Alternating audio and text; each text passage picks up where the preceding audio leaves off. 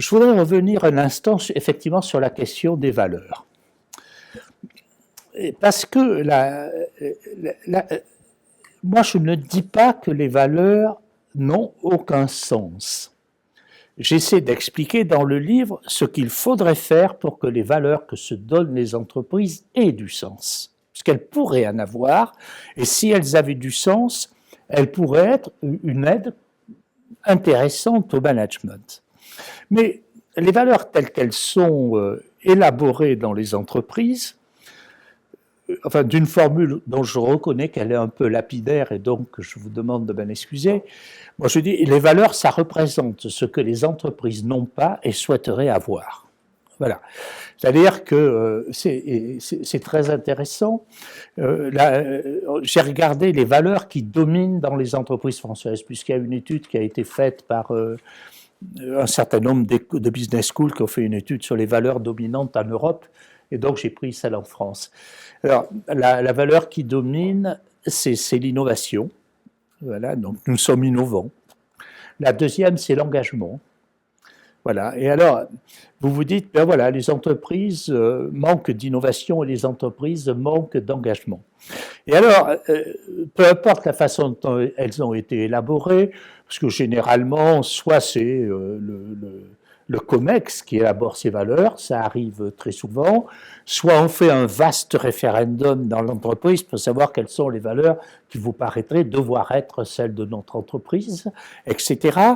Mais que ça se passe comme ceci ou comme cela, ça a une caractéristique, c'est que ça ne correspond à aucune réalité concrète du fonctionnement de l'organisation. C'est d'ailleurs ce qui vous...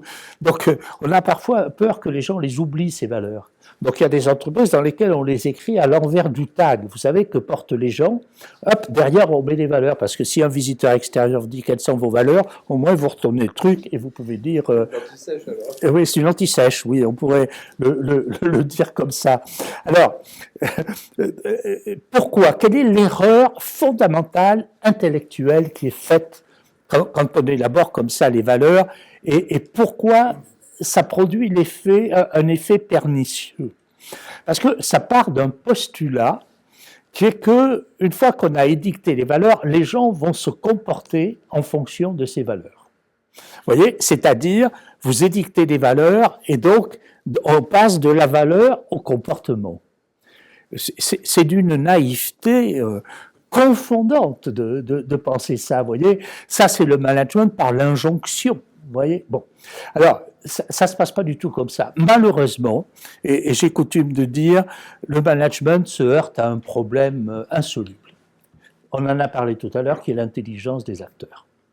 C'est-à-dire, le management serait tellement plus facile si les gens étaient idiots. Et d'ailleurs, manager des gens idiots est un rêve. Hein. Et je rigole pas. Vous avez une preuve dans la littérature et une preuve dans la vie quotidienne. Dans la littérature, vous avez qu'à relire Orwell. Hein, c'est formidable. Hein. Tout le monde a été lobotomisé, donc les mecs ils font la queue sans rien dire. Quand Big Brother dit tourner à gauche, il tourne à gauche. Si Big Brother dit tourner à droite, formidable. Là, le manager... Vous voyez, mais le problème, c'est que les gens ne sont pas idiots. Voilà, ça, c'est le grand regret du management. Et vous en avez une autre preuve. C'est la surabondance des process. Qu'est-ce que c'est qu'un process de plus en plus précis, sinon la tentative taylorienne renouvelée? Le process, c'est du taylorisme relooké, hein, c'est la même chose. Mais c'est la tentative taylorienne renouvelée de ne laisser aucune liberté à l'intelligence de l'acteur. C'est-à-dire, je vais essayer d'enfermer votre comportement dans des normes à ce point précises que ce que vous ferez ne sera jamais soumis à l'aléa de votre propre intelligence. Ouf! Je dis ouf, voilà.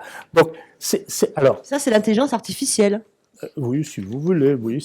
On essaie. D'ailleurs, c'est quelque chose de marrant, vous voyez, parce que quand je dis que la valeur dominante, c'est l'innovation. Vous vous rendez compte? On enferme le comportement des gens dans toujours plus de règles, de procédures, de process, de systèmes de reporting, d'indicateurs de performance. Ils sont serrés comme ça, et après on leur dit, vous savez quoi?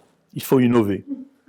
enfin, vous dites, vous êtes en pleine confusion mentale. Vous voyez ce que je veux dire? C'est la seule réaction des salariés en face de ça, c'est ils se foutent de ma gueule. C'est véritablement ça. Et donc, vous ne faites qu'une chose. Le seul résultat que vous obtenez, c'est de favoriser l'émergence du cynisme dans l'organisation. Parce que les gens à qui vous faites ça, ils se disent, OK, j'ai compris, words, ok, rien à foutre, etc. Voilà. Alors que, si vous comprenez, et là, vous revenez vers les sciences sociales vous disent une chose, que j'ai déjà évoquée tout à l'heure, qui n'est pas très difficile à comprendre. L'acteur a un comportement intelligent par rapport au contexte dans lequel vous le mettez. Donc, vous pourriez raisonner en disant, la stratégie de mon entreprise, elle est X ou Y. Peu importe. Pour obtenir cette stratégie, j'ai besoin de ces comportements-là. Vous définissez les comportements, c'est votre rôle en tant que patron de définir les comportements que vous souhaitez avoir de vos salariés. Mais vous êtes payé pour ça. Quand vous êtes patron, vous dites, ma stratégie est celle-là, voilà ce qu'il me faut comme comportement. Mais là, vous allez, au lieu de faire une injonction, donc les gars, vous vous comportez comme ça. Si vous voulez un peu vous faire mal à la tête, vous dites, dans quel contexte faut-il que je les mette pour qu'ils aient ce comportement? Ah, c'est difficile, parce que dans le management, je ne veux pas me lâcher des mains sans me tenir des pieds. Vous voyez ce que je veux dire? C'est-à-dire, par exemple, je vais dire, il faut que tout le monde coopère, ce qui est la tarte à la crème du truc, mais en même temps, je veux continuer à les évaluer et les rémunérer sur leurs résultats individuels. Ah, ben oui, mais dans ce cas-là, le contexte est contradictoire avec le message. Et quand le contexte est contradictoire avec le message, les gens, ils se foutent éperdument du message et ils s'adaptent au contexte. C'est l'intelligence de l'acteur. Donc, vous allez vous dire, il faut que j'arbitre. Donc, je vais essayer d'arbitrer pour les mettre quand même dans le contexte qui va favoriser le comportement que je souhaite. Et une fois que ce comportement existe, je peux l'exprimer en termes de valeur. Parce que là, il correspond à une réalité. Donc, la valeur, c'est ce qui vient à la fin de l'action. Ce n'est pas ce qui initie l'action, contrairement à ce qui se passe dans la plupart des entreprises. Vous voyez, si j'avais un exemple d'erreur méthodologique, si je peux l'exprimer ainsi, à donner, ce serait celui-là. Voilà, un pur exemple d'erreur méthodologique.